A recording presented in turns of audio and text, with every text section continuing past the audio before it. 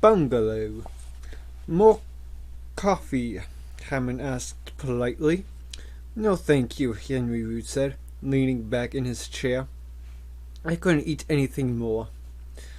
They were sitting in the dining room of Hammond's bungalow, in a secluded corner of the park, not far from the labs.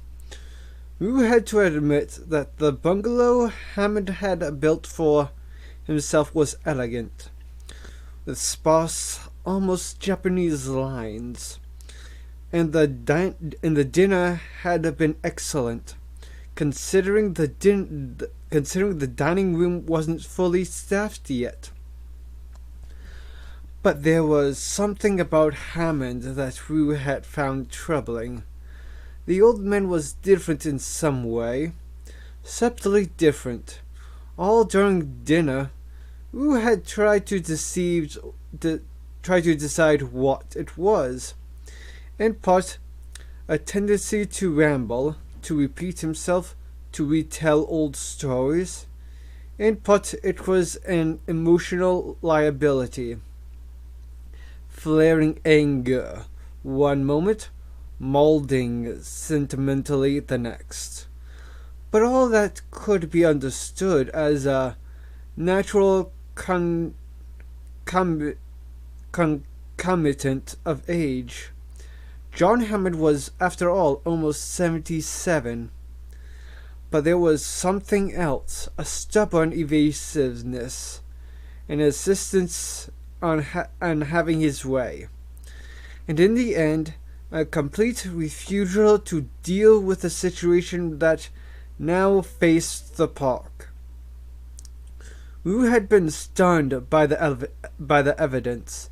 He did not yet allow himself to believe the case was proved, that the dinosaurs were breeding. After Grint had asked about amphibian DNA, Rue had intended to go directly to his laboratory and check the computer records of the various DNA assemblies, because if the dinosaurs were in fact breeding, then everything about Jurassic Park was called into question. Their genetic development methods, their genetic control methods, everything. Even the lysine dependency might be suspect. And if these animals could truly breed, and could also survive in the wild, Henry Rue wanted to check the data at once, but Hammond had stubbornly insisted Rue accompany him at dinner. Now then, Henry, you must save room for ice cream, Hammond said, pushing back from the table. Maria makes the most wonderful ginger ice cream. All right. Juice looked at the beautiful silent serving girl. His eyes followed her out of the room, and then he glanced up at the single video monitor mounted in the wall. The monitor was dark. Your monitor's out, Rue said. Is it? Hammond glanced over. Must be the storm. He reached behind him for the telephone. I'll just check with John in control. Rue could hear the static crackle on the telephone lines. Hammond shrugged and set the receiver back in its cradle. Lines must be down, he said. Or maybe Nedry's still doing data transmissions. He has quite a few bugs to fix this weekend. Nedry's a genius in his way, but we had to press him quite hard toward the end to make sure he got things right. Perhaps I should go to the control room and check, Rue said. No, Hammond said. There's no reason. If there were any problem, we'd hear about it. Maria came back into the room with 2 plates of ice cream. You must have just a little, Henry, Hammond said. It's made with fresh ginger from the eastern part of the island. It's an old man's vice ice cream, but still. Dutifully, Drew dipped his spoon, Outside lightning flashed, and there was the sharp crack of thunder. That was close, Rue said. I hope the storm isn't frightening the children. I shouldn't think so, Hammond said. He tasted ice cream. But I can't help but hold some fears about this park, Henry. Inwardly, Wu felt relieved. Perhaps the old man was going to face the facts after all. What kinds of fears? You know, Jurassic Park's really made for the children. The children of the world love dinosaurs, and the children are going to delight. Just delight in this place. Their little faces will shine with the joy of finally seeing these wonderful animals. But I am afraid I may not live to see it, Henry. I may not live to see the joy on their faces. I think there are other problems too, Ruth said, frowning. But none so pressing on my mind as this, Hammond said, that I may not live to see their shining, delighted faces. This is our triumph, this park.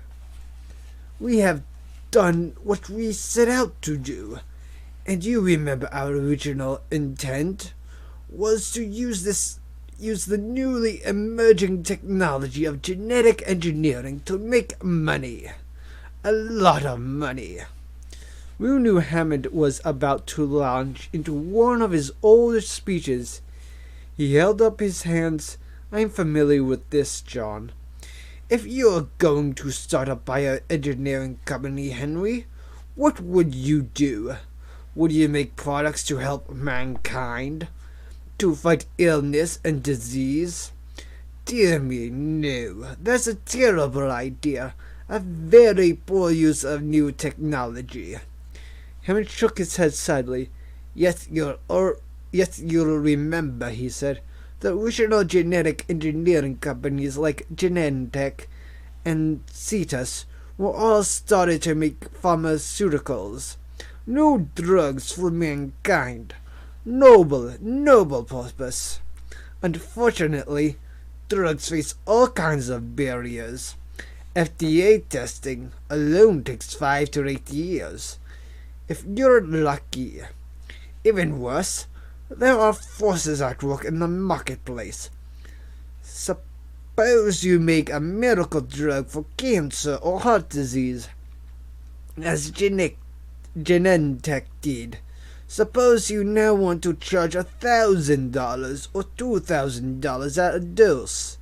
You might imagine that it is your privilege. After all, you invented the drug. You'd paid to develop and test it. You should be able to charge whatever you wish. But do you really think that the government will let you do that? No, Henry. They will not. Sick people aren't going to pay $1,000 a dose for needed medication. They won't be grateful. They'll be outraged. Blue Cross isn't going to pay it. They'll scream highway robbery. So something will happen. Your patent application will be denied. Your permits will be delayed. Something will force you to see reason and to sell your drug at a lower cost. From a business standpoint, that makes helping mankind a very risky business. Personally, I would never help mankind. Wu had heard the argument before, and he knew Hammond was right. Some new bioengineered pharmaceuticals had indeed suffered inexplicable delays and patent problems. No, Hammond said. Think how different it is when you are making entertainment. Nobody needs entertainment. That's not a matter for government intervention. If I charge $5,000 a day for my park, who is going to stop me? After all, nobody needs to come here, and far from being highway robbery, a costly price tag actually increases is the appeal of the park. A visit becomes a status symbol, and all Americans love that. So do the Japanese. And of course, they have far more money. Hammond finished his ice cream, and Maria silently took the dish away. "She is not from here, you know," he said. "She is Haitian. Her mother's French, but in any case, Henry, you will recall that the original purpose behind pointing my company in this direction in the first place was to have freedom from government intervention anywhere in the world." "Speaking of the rest of the world," Hammond smiled, "we have already leased a large tract in the Azores for Jurassic Park Europe. As you know, we long ago obtained an island near Guam for Jurassic Park Japan. Construction on the next 2 Jurassic Parks will begin early next year. They will all be opened within 4 years. At that time, direct revenues will exceed $10 billion a year, and merchandising, television, and ancillary rights should double that. I see no reason to bother with children's pets, which I'm told Lou Dodgson thinks we're planning to make." $20 billion a year, Wu said saucily, shaking his head. "That's speaking conservatively," Hammond said. He smiled. "There's no reason to speculate wildly. More ice cream, Henry?" "Did you find him?" Arnold snapped when the guard walked into the control room. "No, Miss Arnold." "Find him." "I don't think he's in the building, Mr. Arnold." "Then look in the lodge," Arnold said. "Look in the maintenance building. Look in the utility shed. Look everywhere, but just find him." "The thing is," the guard hesitated, "Mr. Nedry's the fat man, is that right?" "That's right," Arnold said. "He's a fat slob." "Well, Jimmy down in the main lobby said he saw that fat man go into the garage." Muldoon spun around. "Into the garage? When?" "About 10-15 minutes ago." "Jesus," Muldoon said. The Jeep screeched to a stop. "Sorry," Harding said. In the headlamps, and they saw a herd of apatosaurs lumbering across the road. There were 6 animals, each the size of a house, and a baby as large as a full-grown horse. The apatosaurs moved in unhurried silence, never looking toward the Jeep and its glowing headlamps. At one point, the baby stopped to lap water from a puddle in the road, then moved on.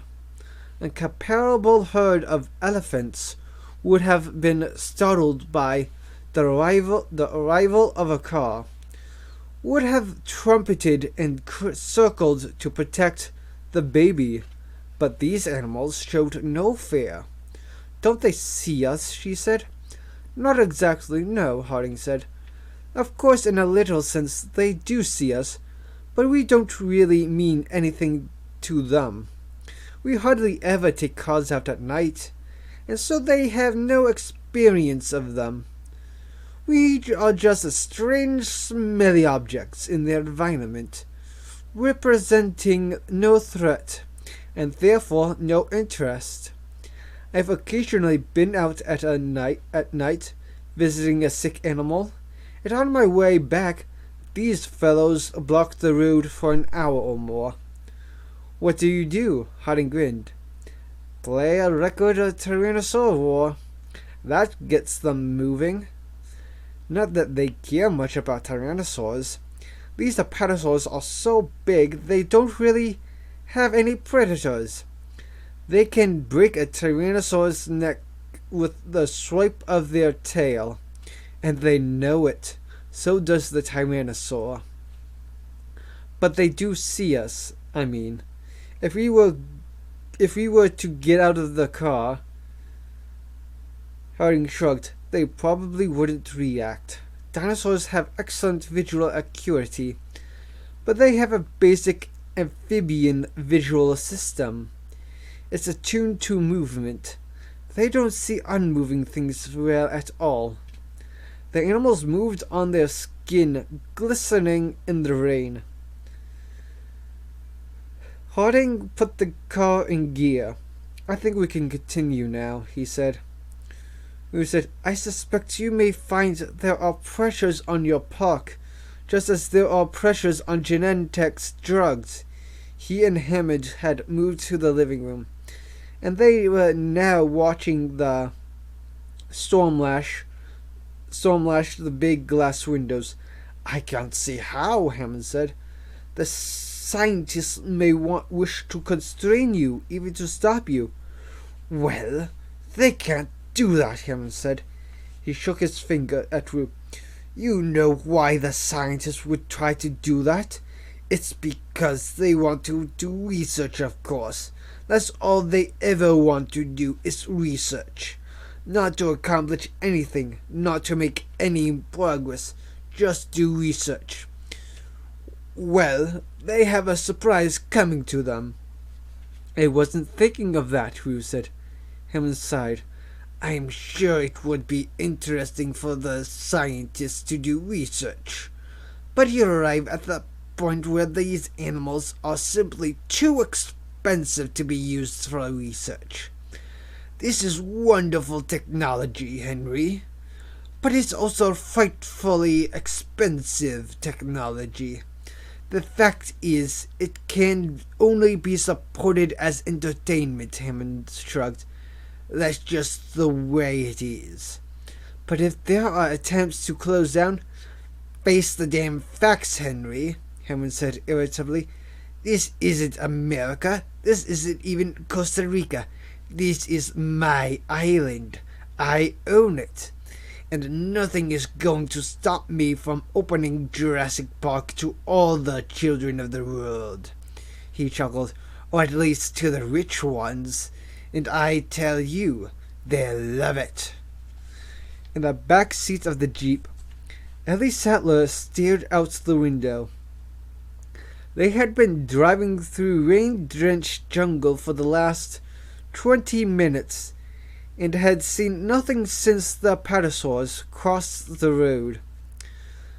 We're near the jungle river now, Harding said, as he drove. It's off there somewhere to our left. Abruptly, he slammed on the brakes again. The car skidded to a stop in front of a flock of small green animals.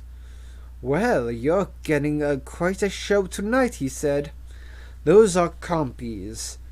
Procompsognathids, Ellie thought, wishing that Grant were here to see them. This was the animal they had seen in the facts, back in Montana.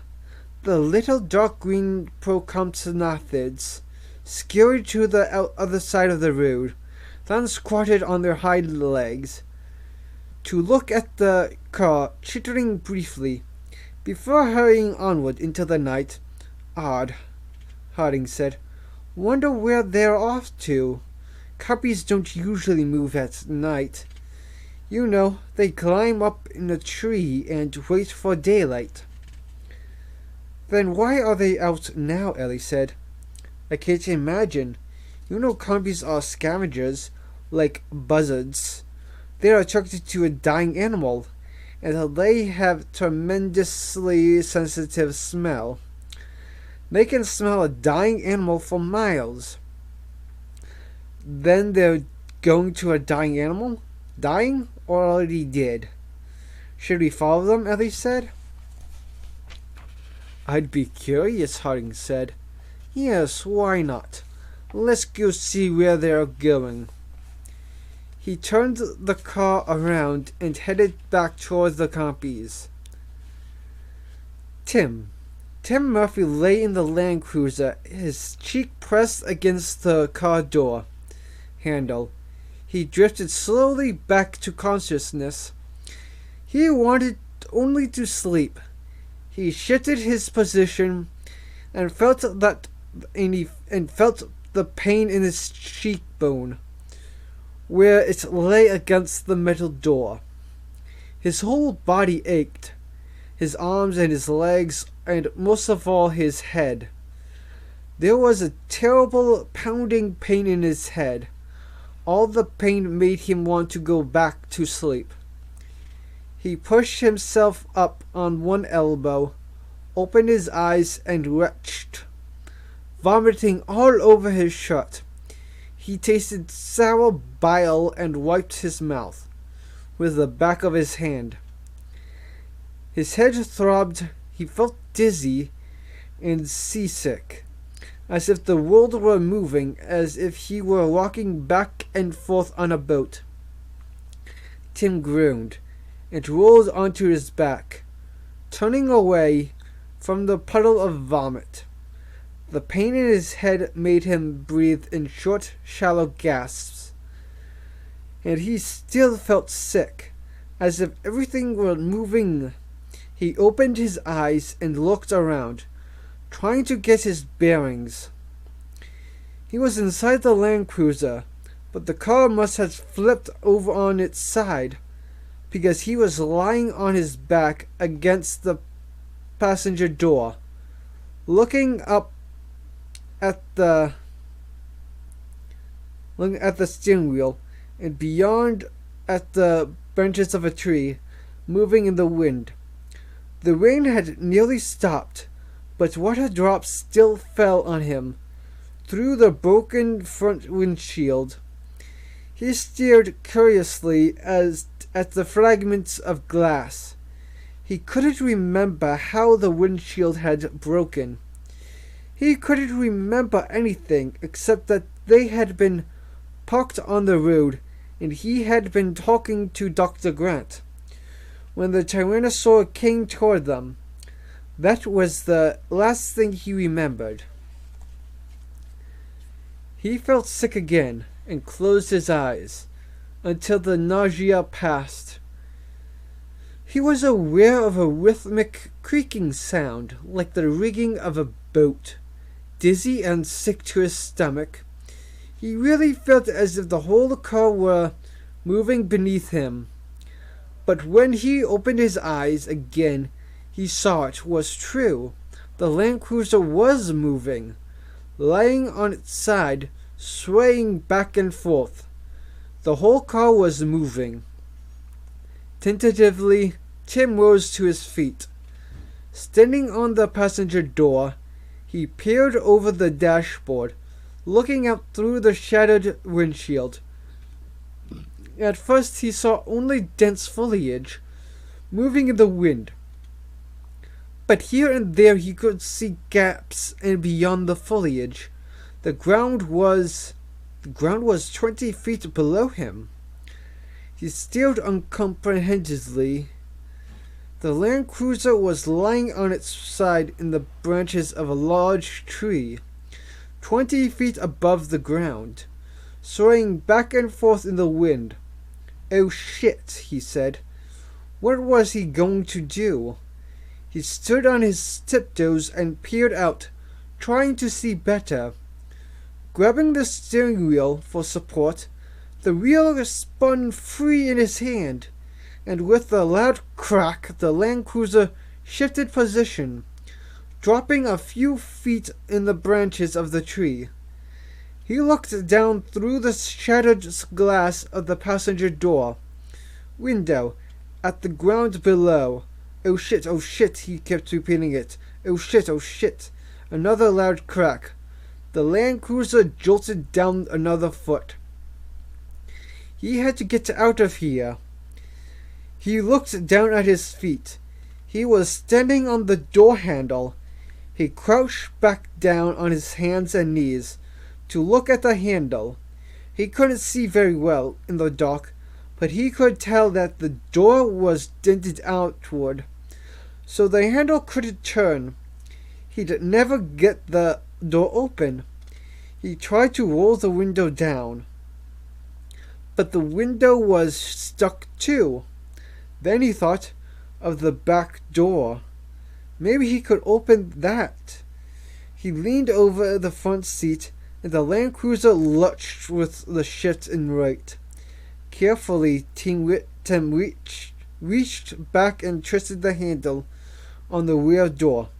It was stuck too. How was he going to get out?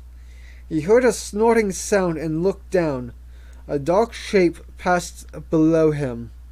It wasn't the Tyrannosaur.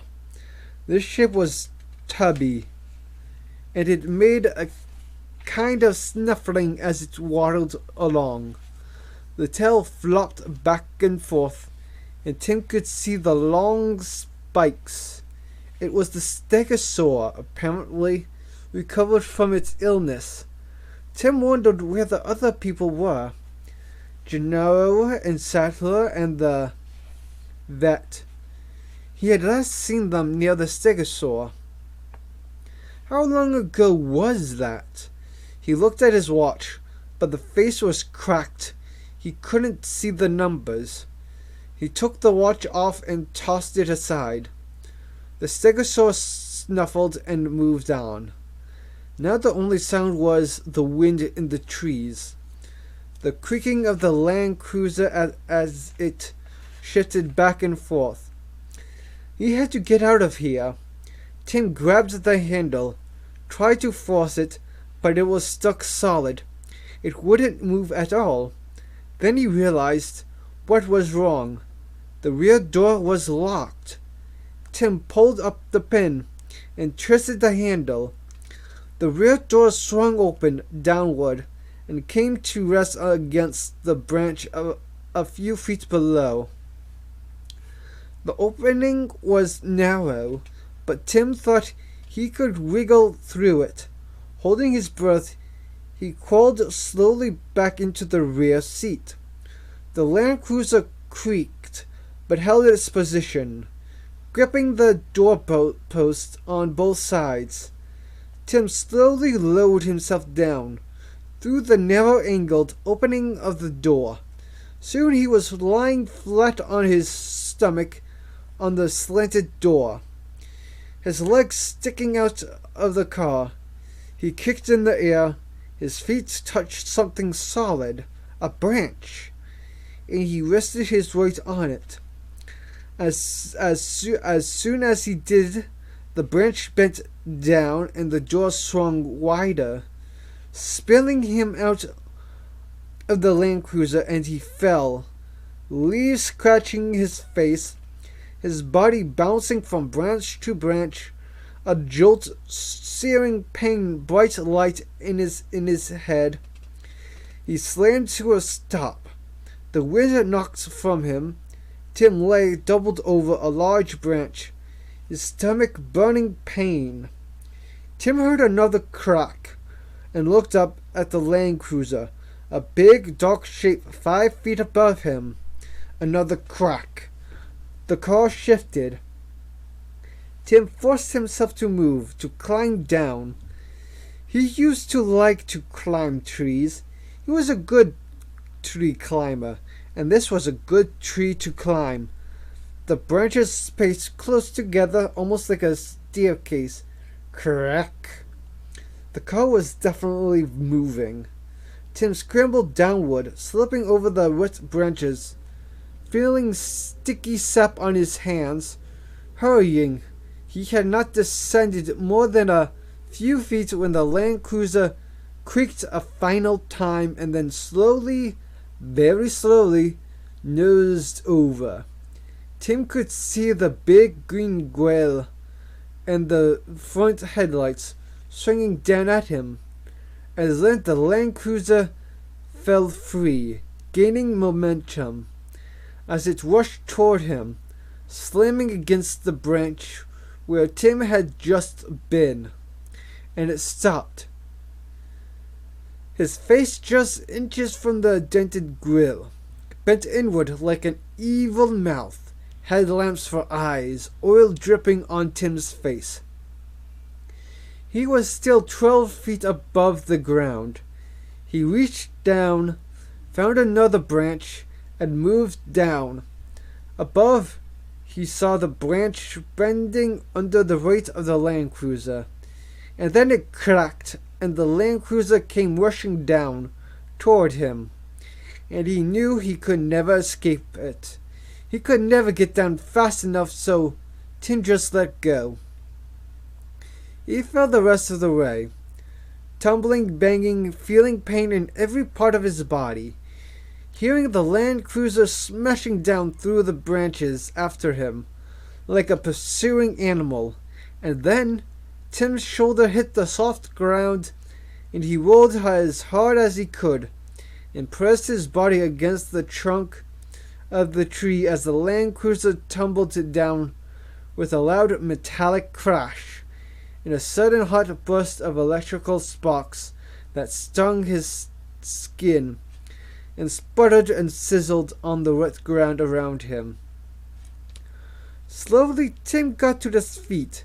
In the darkness he heard the snuffling and saw the stegosaur coming back, apparently attracted by the crash of the Land Cruiser.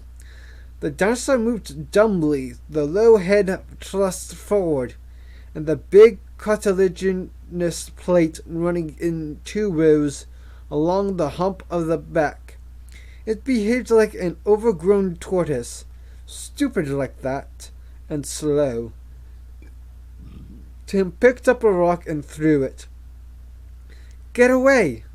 The rock thunked dully off the plates. The stegosaurus kept coming. "Go on, go!" He threw another rock and hit the stegosaur in the head. The animal grunted, turned slowly away, and shuffled off in the direction it had come. Tim leaned against the crumpled Land Cruiser and looked around in the darkness. He had to get back to the others, but he didn't want to get lost. He knew he was somewhere in the park, probably not far from the main road. If he could only get his bearings, he couldn't see much in the dark, but then he remembered the goggles. He climbed through the shattered front windshield into the Land Cruiser and found the night vision goggles. And the radio was broken and silent, so he left it behind. But the goggles still worked. He flicked them on, saw the reassuringly familiar phosphorescent green image. Wearing the goggles, he saw the battered fence off to his left, and walked toward it. The fence was 12 feet high, but the Tyrannosaur had flattened it easily. Tim hurried across it, moved through an area of dense foliage, and came out onto the main road. Through his goggles, he saw the other Land Cruiser turned on its side. He ran toward it, took a breath, and looked inside. The car was empty.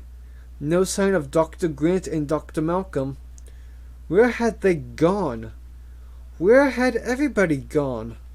He felt sudden panic, standing alone in the jungle road at night with that empty car, and turned quickly in circles. Seeing the bright green world in the goggles swirl, something pale by the side of the road caught his eyes. It was Lex's baseball. He wiped the mud off it. "Lex!" Tim shouted as loud as he could, not caring if the animals heard him. He listened, but there was only the wind and the plink of raindrops falling from the trees. "Lex!" He vaguely remembered that she had been in the Land Cruiser when the Tyrannosaur attacked.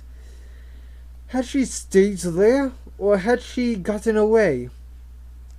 The events of the attack were confused in his mind. He wasn't exactly sure what had happened. Just to think of it made him uneasy. He stood in the road, gasping with panic. "Lex!" The night seemed too close in around him. Feeling sorry for himself, he sat in a cold, rainy puddle in the road and whimpered for a while. When he finally stopped, he still heard whimpering. It was faint and was coming from somewhere farther up the road. How long has it been? Muldoon said, coming back into the control room. He was carrying a black metal case. Half an hour. Harding's jeep should be back here by now. Arnold stubbed out his cigarette. I'm sure they'll arrive any minute now. Still no sign of Nedry, Muldoon said.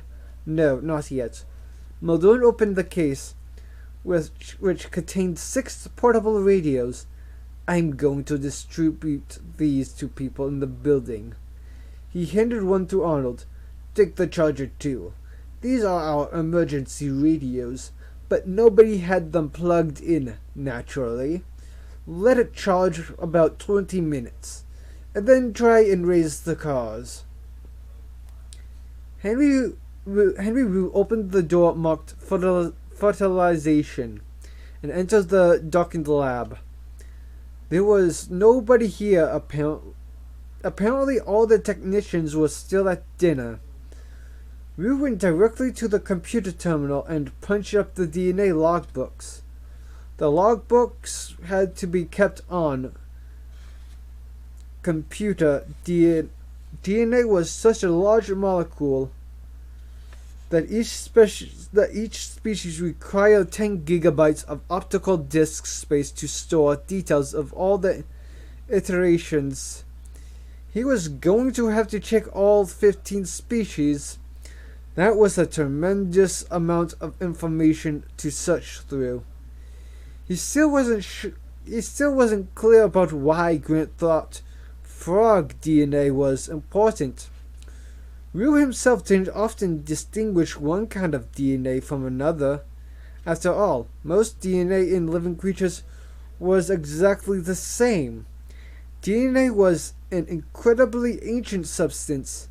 Human beings walking around in the streets of the modern world, bouncing their pink new babies, hardly stopped to think that the substance at the center of it all, the substance that began the dance of life, was a chemical almost as old as the earth itself.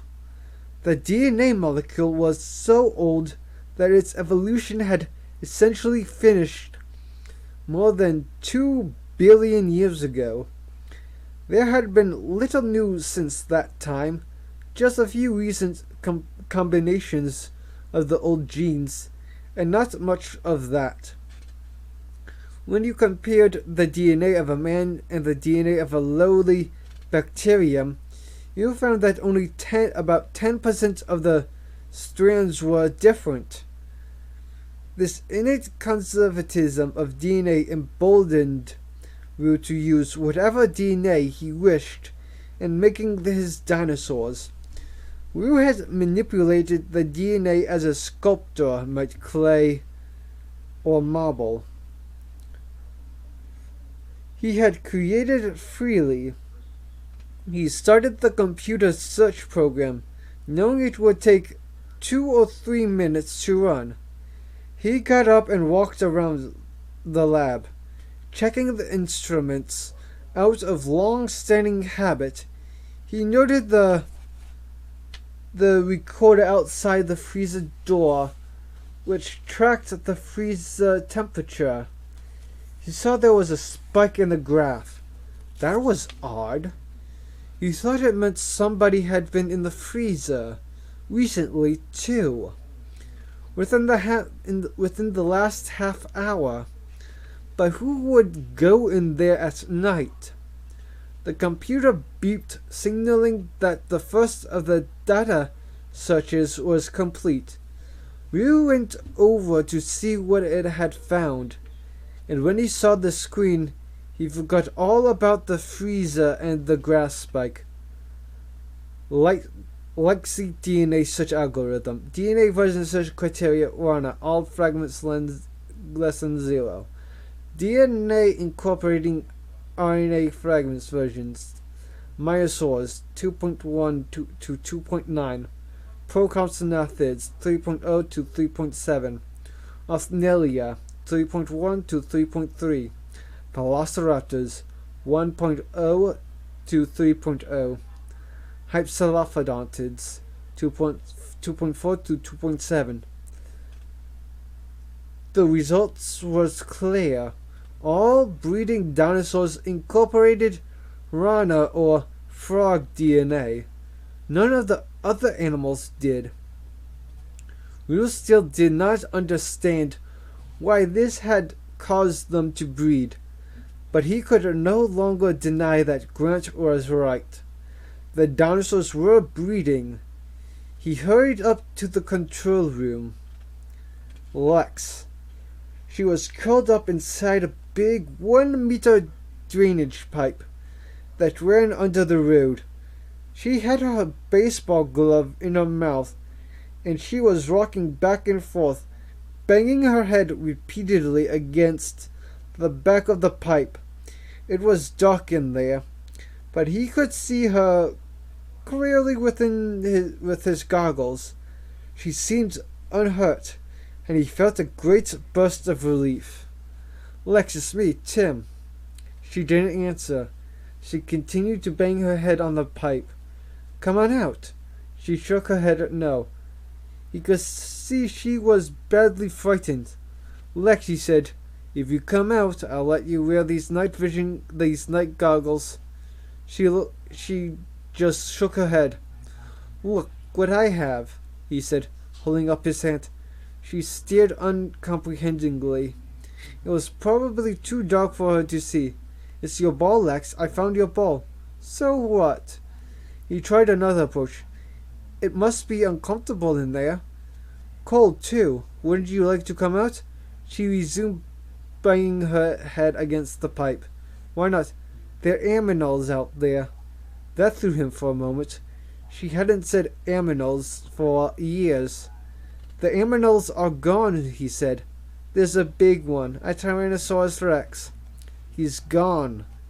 Where did he go?" "I don't know, but he's not around here now," Tim said, hoping it was true. Lex didn't move. He heard her banging again. Tim sat down in the grass outside the pipe, where she could see him. The ground was wet where he sat. He hugged his knees and waited. He couldn't think of anything else to do. "I'm just going to sit here," he said, "and rest." "Is Daddy out there?" "No," he said, feeling strange. "He's back at home, Lex." "Is Mommy?" "No, Lex." "Are there any grown-ups out there?" Lex said. "Not yet, but I'm sure they'll come soon. They're probably on their way right now." Then he heard her moving inside the pipe, and she came out, shivering with cold and with dried blood on her forehead, but otherwise all right. She looked around in surprise and said, "Where's Dr. Grant?" "I don't know." "Well, he was here before." "He was? When?" "Before," Lex said. "I saw him when I was in the pipe." "Where did he go?" "How am I supposed to know?" Lex said, wrinkling her nose. She began to shout, "Hello! Hello! Dr. Grant! Dr. Grant!" Tim was uneasy at the noise she was making. It might bring back the Tyrannosaur. But a moment later, he heard an answering shout. It was coming from the right, over toward the Land Cruiser that Tim had left a few minutes before. With his goggles, Tim saw with relief that Dr. Grant was walking towards them. He had a big tear in his shirt at the shoulder, but otherwise he looked okay. "Thank God," he said. "I've been looking for you." Shivering, Ed Regis got to his feet and wiped the cold mud off his face and hands. He had spent a very bad half-hour wedged among big boulders on the slope of a hill below the road. He knew it wasn't much of a hiding place, but he was panicked, and he wasn't thinking clearly. He had lain in this muddy, cold place, and he had tried to get hold of himself, but he kept seeing that dinosaur in his mind. That dinosaur coming toward him, toward the car. Edwin just didn't remember exactly what had happened after that. He remembered that Lex had said something, but he hadn't stopped. He couldn't stop. He had just kept running and running. Beyond the road, he had lost his footing and tumbled down the hill, and come to rest by some boulders. And it had seemed to him that he could crawl in among the boulders and hide. There was enough room, so that was what he had done. Gasping and terrified, thinking of nothing except to get away from the Tyrannosaur. And finally, when he was wedged in there like a rat between the boulders, he had calmed down a little, and he had been overcome with horror and shame. Because he'd abandoned those kids. He had just run away. He had just saved himself. He knew he should go back up the road.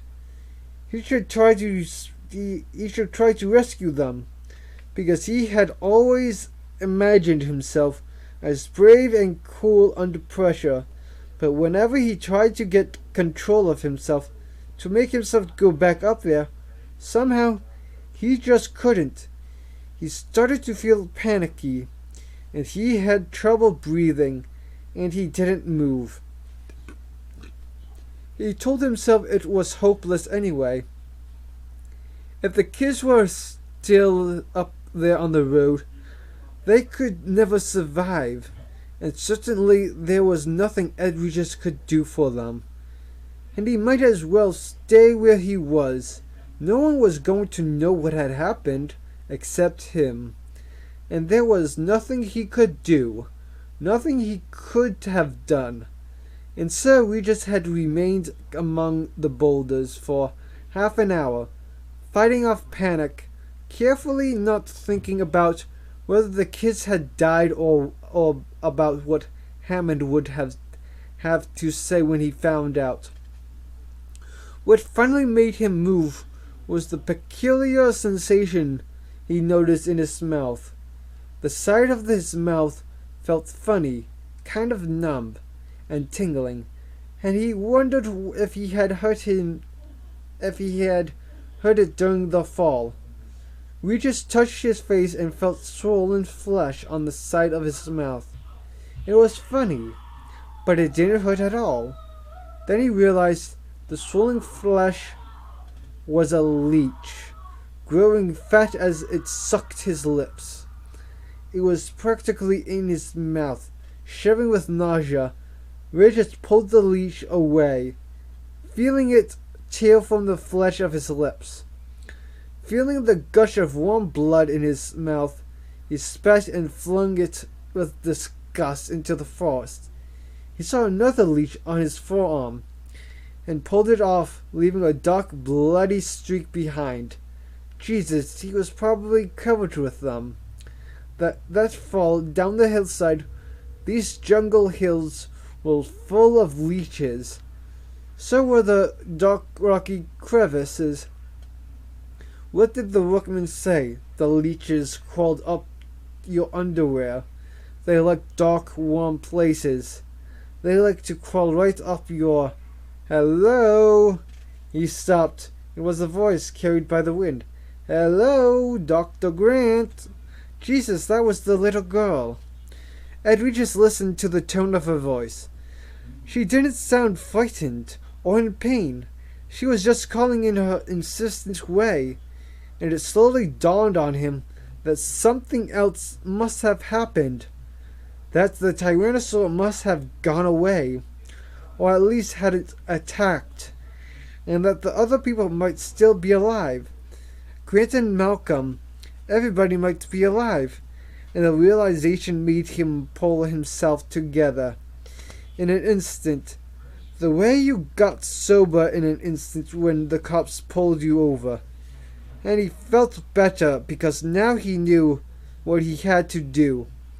And as he crawled out from the boulders, he was already formulating the next step, already figuring out what he would say. how to handle things from this point. We just wiped the cold mud off his face and hands. The evidence that he had been hiding. He wasn't embarrassed that he had been hiding, but now he had to take charge. He scrambled back up toward the road, but when he emerged from the foliage, he had a moment of disorientation. He didn't see the cars at all. He was somewhere at the bottom of the hill. The Land Cruisers must be at the top. He started walking up the hill, back toward the Land Cruisers. It was very quiet. His feet splashed in the muddy puddles. He couldn't hear the little girl anymore. Why had she stopped calling? As he walked, he began to think that maybe something had happened to her. In that case, he shouldn't walk back there. Maybe the Tyrannosaur was still hanging around. He was already at the bottom of the hill, that much closer to home. And it was so quite spooky. It was so quiet. Edward just turned around and started walking back toward the camp. Alan Grant ran his hands over her limbs, squeezing the arms and legs briefly. She didn't seem to have any pain. It was amazing, aside from a cut on her head. She was fine. I told you I was, she said. Well, I had to check. The boy was not quite so fortunate. Tim's nose was swollen and painful. Grant suspected it was broken. His right shoulder was badly bruised and swollen, but his legs seemed to be all right. Both kids could walk. That was the important thing. Grant himself was all right, except for a claw abrasion down his right chest. Where the Tyrannosaur had kicked him, it burned with every breath. But it didn't seem to be serious, and it didn't limit his movement.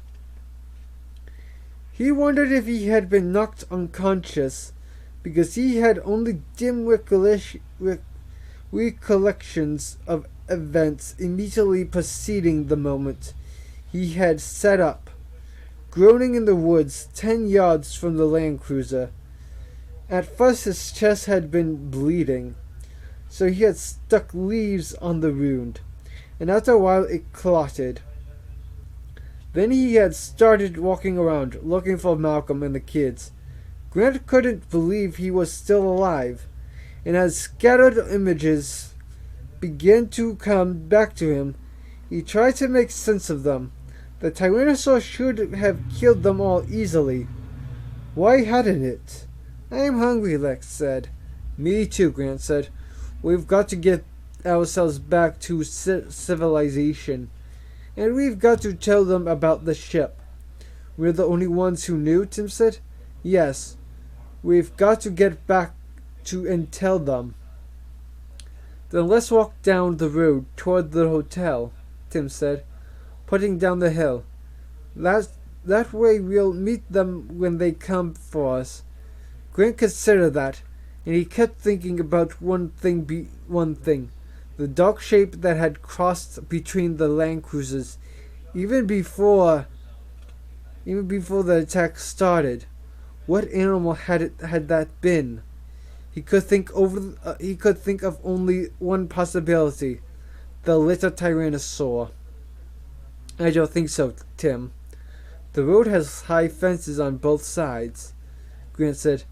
If one of the Tyrannosaurs is farther down on the road, we'll be trapped. Then should we wait here, Tim said. Yes, Grant said. Let's just wait here until someone comes. I'm hungry, Lex said. I hope it won't be very long, Grant said. I don't want to stay here, Lex said. Then from the bottom of the hill they heard the sound of a man coughing. Stay here, Grant said. He went forward to look down the hill. Stay here, Tim said, and he went forward after him. Lex followed her brother. Don't leave me. Don't leave me here with you guys. Grant clapped his hand over her mouth. She struggled to protest. He shook his head and pointed over the hill for her to look. At the bottom of the hill, Grant saw Ed Regis standing rigid, unmoving. The forest around them had become deadly silent. The steady background drone of cicadas and frogs had ceased abruptly. There was only the faint rustle of leaves and the whine of the wind. Lex started to speak, but Grant pulled her against the trunk of the nearest tree, ducking down among the heavy gnarled roots at the base. Tim came in right after them. Grant put his hands to his lips, signaling them to be quiet, and then he slowly looked around the tree. The road below was dark, and as the branches of the big trees moved in the wind, the moonlight filtering through made a dappled, shifting pattern. Ed Regis was gone.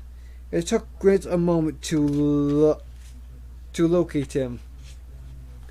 The publicist was pressed up against the trunk of a big tree, hugging it.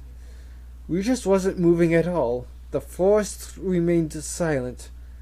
Lex tugged impatiently at Grant's shirt. She wanted to know what was happening.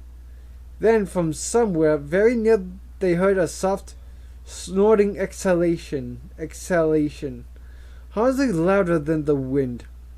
Lex heard it too, because she stopped struggling. The sound floated toward them again, soft as a sigh. Grant thought it was almost like the breathing of a horse. Grant looked at Regis and saw the moving shadows cast by the moonlight on the trunk of the tree. And then Grant realized there was another shadow superimposed on the others, but not moving. A strong curved neck and square head. The exhalation came again. Tim leaned forward cautiously to look. Lex did too. They heard a crack as the branch broke, and into the path stepped a tyrannosaur. It was the juvenile, about 8 feet tall, and it moved with the clumsy gait of a young animal, almost like a puppy. The juvenile tyrannosaur shuffled down the path, stopping with every step to sniff the air before moving on. It passed the tree where Regis was hiding, and gave no indication that it had seen him. Grant saw Regis' body relax slightly. Regis turned his head, trying to watch the tyrannosaurs on the far side of the tree. The tyrannosaur was now out of view, down the road. Regis started to relax, releasing his grip on the tree. But the jungle remained silent. Regis remained close to the tree trunk for another half a minute. Then the sense of the forest returned. The first tentative croak of a tree frog, the buzz of one cicada, and then the full chorus. Regis stepped away from the tree, shaking his shoulders, releasing the tension. He walked into the middle of the road, looking in the direction of the departed tyrannosaur. The attack came from the left. The juvenile roared as it swung its head forward, knocking Regis flat to the ground. He yelled and scrambled to his feet, but the tyrannosaur pounced, and it must have pinned him with his hind leg, because suddenly Regis wasn't moving. He was sitting up in the path, shouting at the dinosaur and waving his hands at it as if he could scare it off. The young dinosaur seemed perplexed by the sounds and movements coming from its tiny prey. The juvenile bent its head over, sniffing curiously, and Regis pounded on the snout with his fists. "Get away! Back off! Go on! Back off!" Regis was shouting at the top of his lungs. and the dinosaur backed away, allowing Regis to get to his feet. Regis was shouting, "Yeah, you heard me. Back off. Get away." As he moved away from the dinosaur, the juvenile continued to stare curiously at the odd, noisy little animal before it. But when Regis had gone a few paces, it lunged and knocked him down again. "It's playing with him," Grant thought. "Hey!" Regis shouted as he fell, but the juvenile did not pursue him, allowing him to get to his feet. He jumped to his feet and continued backing away. "You stupid!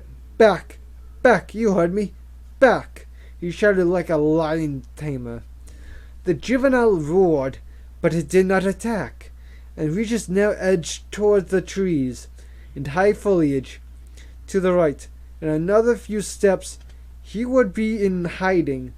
"Back, you! Back!" Regis shouted, and then at the last moment, the juvenile pounced and knocked Regis flat on his back.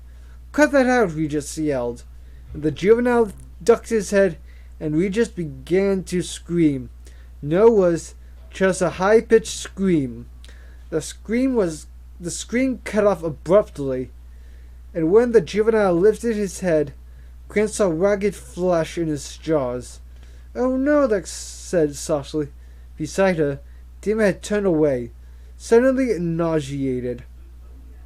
His night vision goggles slipped from his forehead and landed on the ground with a metallic clink. The juvenile's head snapped up, and it looked toward the top of the hill. Tim picked up his goggles as Grant grabbed both the children's hands and began to run. Controlled. In the night, the compy scurried along the side of the road. Harding's jeep followed a short distance behind. Ellie pointed farther up the road. "Is that a light?" "Could be," Harding said. "Looks almost like headlights." The radios suddenly hummed and crackled. They heard John Arnold said, "You there?" "Ah, there he is," Harding said. Finally, he pressed the button. "Yes, John, we're here. We're near the river, following the compies. It's quite interesting."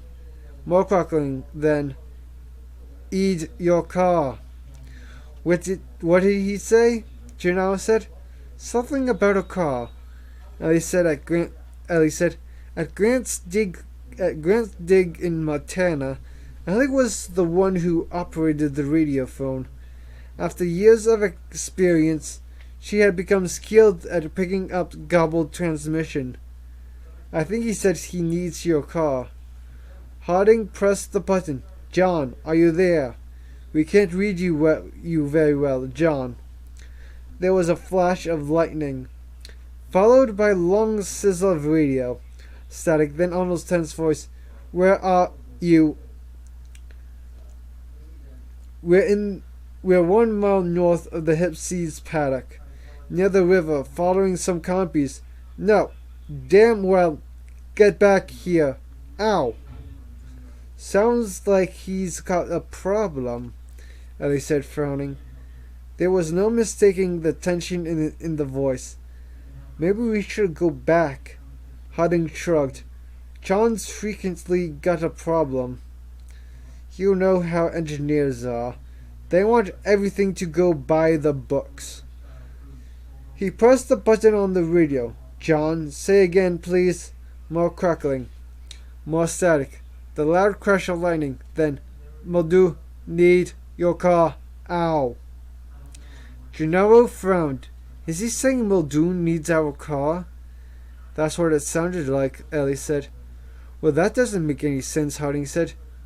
"Other stuck. Muldoon wants car." "I get it," Ellie said.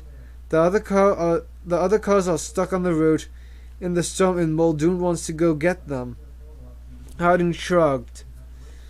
Why doesn't Muldoon take the other car?" He pushed the radio button. "John, tell Muldoon to take the other car. It's in the garage." The radio crackled. "Not listening, crazy bastards. Car." Harding pressed the radio button. I said it's in the garage, John. The car is in the garage.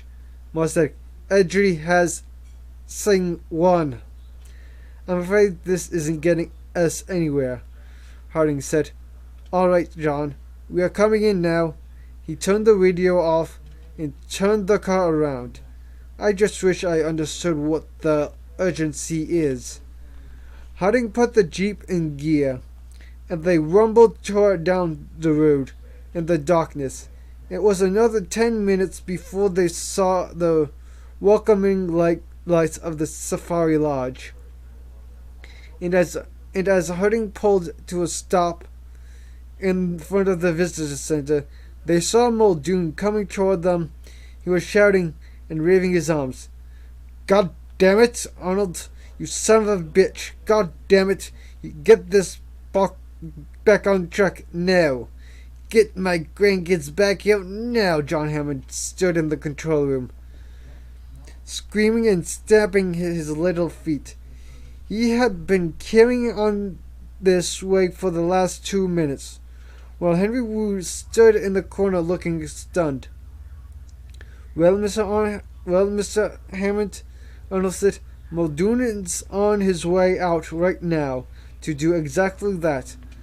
Arnold turned away and lit another cigarette. Hammond was like every other management guy Arnold had ever seen, whether it was Disney or the Navy. Management guys always behaved the same. They never understood the technical issues, and they thought that screaming was the way to make things happen. And maybe it was, if you were shouting at your secretaries to get you a limousine, but screaming didn't make any difference at all to the problems that Arnold now faced. The computers didn't care if it was screamed at. The power network didn't care if it was screamed at. Technical systems were completely indifferent to all this explosive human emotion. If anything, screaming was counterproductive, because Arnold now faced the virtual certainty that Nedry wasn't coming back, which meant that Arnold himself had to go into the computer code and try and figure out what had gone wrong. It was going to be a painstaking job. He'd need to be calm and careful. Why don't you go downstairs to the cafeteria, Arnold said, and get a cup of coffee? We'll call you when we have more news. I don't want a Malcolm effect here, Hammond said. Don't worry about a Malcolm effect, Arnold said. Will you let me go to work? God damn you, Hammond said. I'll call you, sir, when I have news from Muldoon, Arnold said. He pushed a button on his console and saw the familiar control screens. It's changed. Jurassic Park. Main modules. Call libs. Include biostat system. Include sysrom vest. Include netsys. Include power middle.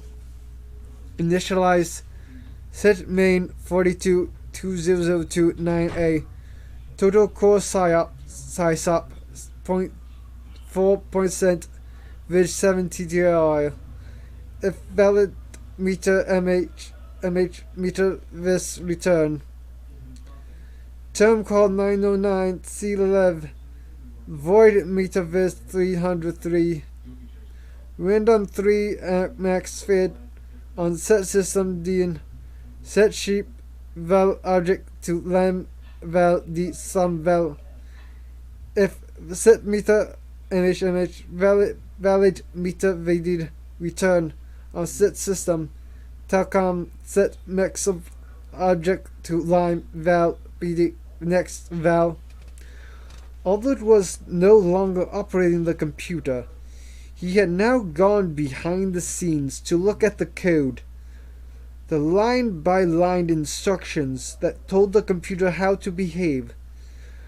Arnold was unhappily aware that the complete Jurassic Park program contained more than 500,000 lines of code, most of it undocumented, without explanation. Will came forward. "What are you doing, John?" "Checking the code. By inspecting that'll take forever." "Tell me," Arnold said. "Tell me." The road. Muldoon took the curve very fast, the jeep sliding on the mud. Sitting beside him, Gennaro clenched his fists. They were racing along the cliff road, high above the river, now hiding below them in darkness. Muldoon accelerated forward. His face was tense. "How much farther?" Gennaro said. 2, maybe 3 miles. Ellie and Harding were back at the visitor center. Gennaro had offered to accompany Muldoon. The car shrugged. "It's been an hour," Muldoon said. "An hour with no word from the other cars." "But they have radios," Gennaro said. "We haven't been able to raise them," Muldoon said. Gennaro frowned. "If I was sitting in the car for an hour in the rain, I should try to use the radio to call for somebody." "So would I," Muldoon said. Gennaro shook his head. "You really think something could have happened to them?" "Chances are," Muldoon said, "that they are perfectly fine. But I'll be happier when I finally see them. Should be any minute now." The road curved and then ran up a hill. At the base of the hill, Gennaro saw something white lying among the ferns by the side of the road. "Hold it," Gennaro said, and Muldoon braked. Gennaro jumped out and ran forward in the headlights of the jeep to see what it was. It looked like a piece of clothing, but there was... Gennaro stopped. Even from 6 feet away, he could see clearly what it was. He walked forward more slowly. Muldoon leaned out of the car and said, "What is it?" "It's a leg," Gennaro said.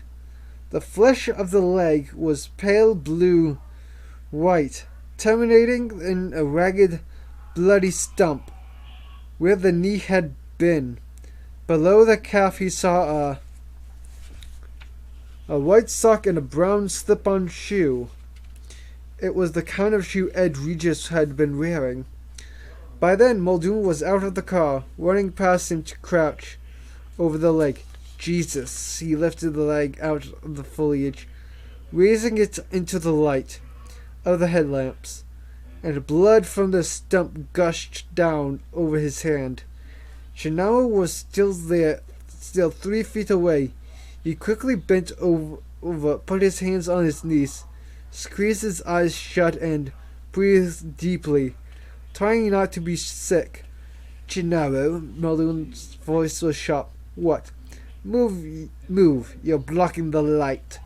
Gennaro took a breath and moved. When he opened his eyes, he saw Muldoon peering critically at the stump. "Torn at the joint line," Muldoon said. "Didn't bite it. Twisted and ripped it. Just ripped his leg off."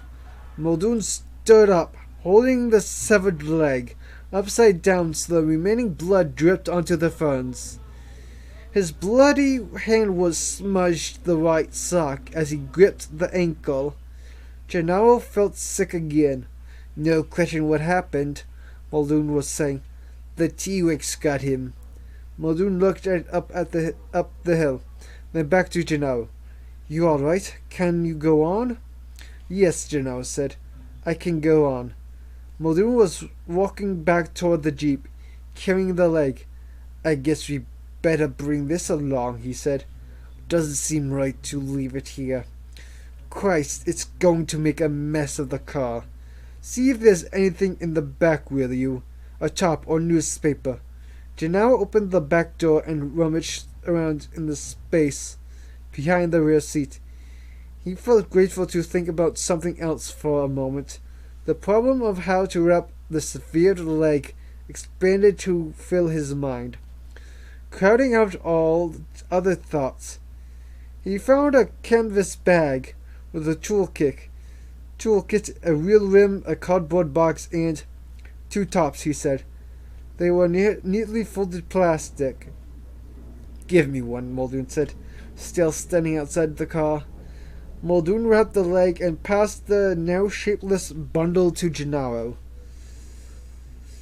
Holding it in his hand, Gennaro was surprised at how heavy it felt. Just put it in the back, Muldoon said. If there's a way to wedge it, so it doesn't roll around. Okay, Gennaro. Gennaro put the bundle in the back and Muldoon got behind the wheel. He accelerated the wheels, spinning in the mud, then digging in. The jeep rushed up the hill, and for a moment at the top, the headlights still pointing upwards into the foliage, and then they swung down and Gennaro could see the road before them. Jesus, Muldoon said. Gennaro saw a single Land Cruiser laying on its side in the center of the road. He couldn't see the second Land Cruiser at all. Where's the other car? Muldoon looked around briefly, pointed to the left. There, the second Land Cruiser was 20 feet away, crumpled at the foot of a tree. What's it doing there? The T-Rex threw it. Threw it? Gennaro said. Muldoon's face was grim. Let's get this over with, he said. Climbing out of the jeep, they hurried forward to the second Land Cruiser. Their flashlights swung back and forth in the night. As they came closer, Gennaro saw how battered the car was. He was careful to let Muldoon look inside first. I wouldn't worry, Muldoon said. It's very unlikely we'll find anyone. No, he said. He explained that during his years in Africa, he had visited the scenes of a half dozen animal attacks on humans in the bush. One leopard attack, the leopard had torn open a tent in the night and taken a 3-year-old child. Then one buffalo attack in Ambolseli, 2 lion attacks, 1 croc attack in the north near Meru. In every case, there was surprisingly little evidence left behind, and experienced people imagine horrific proofs of an animal attack. Torn limbs left behind in the tent, trails of dripping blood leading away into the bush, blood-stained clothing not far from the campsite. But the truth was, there was usually nothing at all, particularly if the victim was small. An infant or a young child. The person just seemed to disappear, as if he had walked out into the bush and never came back. A predator could kill a child just by shaking it, snapping the neck. Usually there wasn't any blood, and most of the time you never found any other remains of the victims. Sometimes a button from a shirt or a sliver of rubber from a shoe, but most of the time nothing. Predators took children. They preferred children, and they left nothing behind. So Muldoon thought it highly unlikely that they would ever find any remains of the children. But as he looked in now, he had a surprise. I'll be damned, he said. Muldoon tried to put the scene together. The front windshield of the Land Cruiser was shattered, but there wasn't much glass nearby.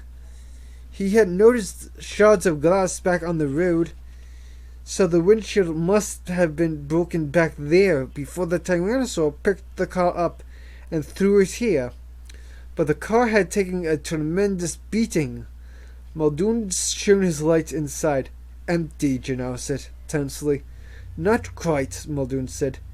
His flashlight glinted off a crushed radio handset, and on the floor of the car he saw something else. Something curved and black. The front doors were dented and jammed shut, but he climbed in through the back door and crawled over the seat to pick up the black object. It's a watch, he said, peering at it in the beam of his flashlight. a cheap digital watch with a molded black rubber strap. The LCD face was shattered. He thought the boy might have been wearing it, though he wasn't sure. But it was the kind of watch a kid would have. "What is it? A watch?" Gennaro said. "Yes, and there's a radio, but it's broken. Is that significant?" "Yes, and there's something else." Muldoon sniffed. There was a sour odor inside the car. He shone the light around until he saw the vomit dripping off the side door panel. He touched it. Still fresh. "One of the kids may still be alive," Muldoon said. Gennaro squinted at him. "What makes you think so?" "The watch," Muldoon said. "The watch proves it." He handed the watch to Gennaro, who held it in the glow of the flashlight and turned it over in his hands. "Crystal is cracked," Gennaro said. "That's right," Muldoon said. "And the band is uninjured, which means the kid took it off." "That could have happened any time," Gennaro said. "Any time before the attack?" "No," Muldoon said. "Those LCD crystals are tough. It takes a powerful blow to break them. The watch face was shattered during the attack, so the kid took his watch off." "Think about it," Muldoon said. "If you were being attacked by a tyrannosaur, would you stop to take your watch off? Maybe it was torn off. It's almost impossible to tear a watch off somebody's wrist without tearing the hand off too. Anyway, the band is intact." "No," Muldoon said. "The kid took it off himself." He looked at his watch, saw it was broken and took it off. He had the time to do that. When? It could only have been after the attack, Muldoon said. "The kid must have been in this car after the attack, and the radio was broken. So he left it behind too. He's a bright kid. He knew they weren't useful." "If he's so bright," Gennaro said, "where'd he go? Because I'd stay right here and wait to be picked up." "Yes," Muldoon said, "but perhaps he couldn't stay here. Maybe the tyrannosaur came back, or some other animal. Anyway, something made him leave." "Then where did he go?" Gennaro said. "Let's see if we can determine that," Muldoon said, and he strode off toward the main road. Gennaro watched Muldoon peering at the ground with his flashlight. His face was just inches from the mud, intent on his search. Muldoon really believed he was onto something, that at least one of the kids was still alive. Gennaro remained unimpressed.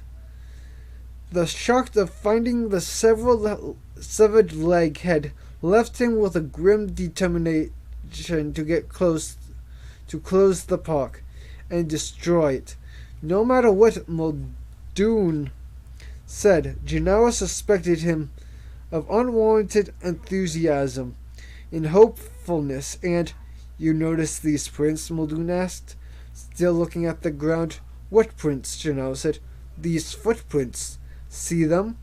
Coming toward us from up the road? And they are adult-sized prints. Some kind of rubber sole shoe. Notice the distinctive tread pattern?" Gennaro saw only mud, puddles catching the light from the flashlights. You can see, Muldoon continued. "The adult prints come to here, where they are joined by other prints, small and medium size, moving around in circles, overlapping almost as if they are standing together, talking. But now here they are. They seem to be running." He pointed off there into the park. Gennaro shook his head. "You can see whatever you want in this mud." Muldoon got to his feet and stepped back. He looked down at the ground and sighed. "Say what you like.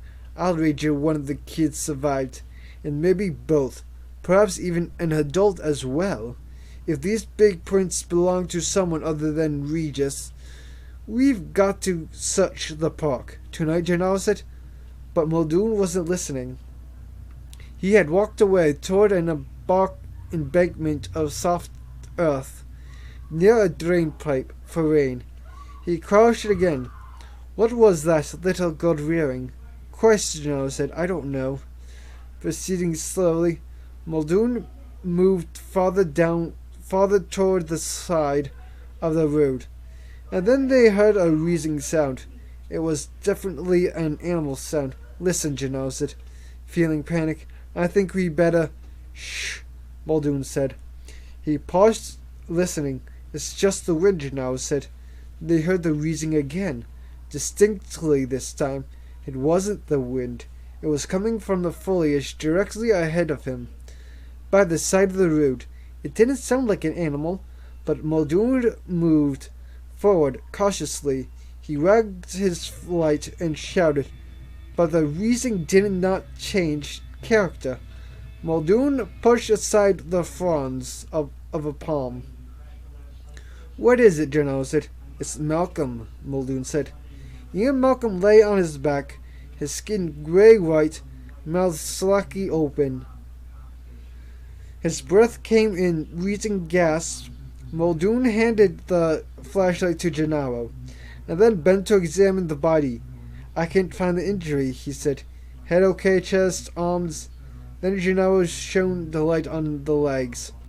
He put a tourniquet on Malcolm's belt was twisted tight over the right thigh. Gennaro moved the light down the leg. The right ankle was bent outward, at an awkward angle from the leg. The trousers flattened, soaked in blood. Muldoon touched the ankle gently, and Malcolm groaned. Muldoon stepped back and tried to decide what to do next. Malcolm might have other injuries. His back might be broken. It might kill him to move him. But if they left him here, he would die of shock. It was only because he had the presence of mind to put a tourniquet on that he hadn't already bled to death. And probably he was doomed. They might as well move him. Gennaro helped Muldoon pick the man up, hoisting him awkwardly over the shoulders. Malcolm moaned and breathed, and ragged gasped. Lex, he said. Lex. Went. Lex. Who's Lex? Muldoon said. The little girl, Gennaro said. They carried Malcolm back to the jeep and wrestled him into the back seat. Gennaro tightened the tourniquet around his leg. Malcolm groaned again.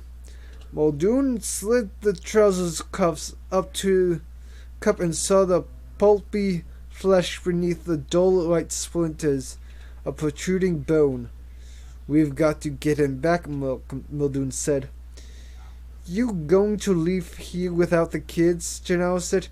If they went into the park, it's 20 square miles, Muldoon said, shaking his head. The only way we can find anything out there is with the motion sensors. If the kids are alive and moving around, the motion sensors will pick them up, and we can go right back to them and bring them back. But if we don't take Dr. Malcolm back right now, he'll die. Then we'll have to go back. Gennaro said, Yes, I think so. They climbed into the car. Gennaro said, Are you going to tell Hammond the kids are missing? No, Muldoon said. You are.